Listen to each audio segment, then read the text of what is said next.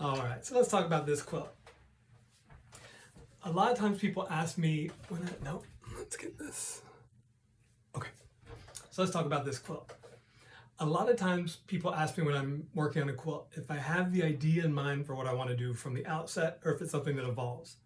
It almost always evolves, and I think this particular quilt is a great example of that, but we'll get there in a minute. This quilt I designed for a friend of mine. He and his partner are getting ready to adopt their first child, and they asked me to make this quilt to welcome her into the family. And so he gave me a bunch of old shirts, which he said, honestly, these are not particularly significant, right? They weren't special shirts. Some of them he'd only worn once or twice. A couple of them, like that orange and the light yellow back there, are some I just picked up from a thrift store and threw in there just to round out the color palette.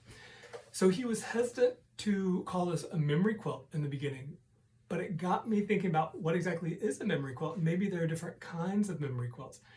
I hope that for the child they're getting ready to adopt, that she will have a ton of fond memories around this quilt and in this new home. So I'm thinking of this as a quilt that lays the foundation for memories. It comes from that special, heartfelt, significant place.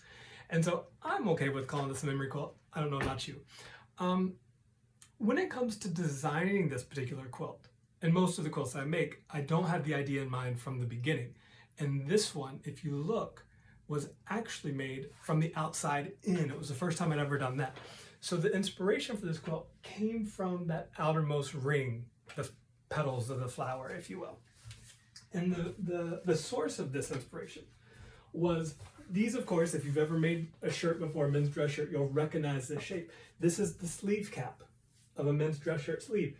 So these all come from the sleeves of a shirt, which I thought was really perfect for what my friends are trying to do. They're opening their homes, they're creating space in their life to embrace this child, this person they don't even know yet.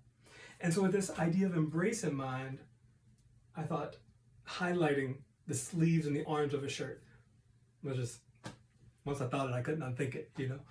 And so I said, if I'm ever gonna make a flower quilt, now's the time to do it. So here is this Mondo flower quilt.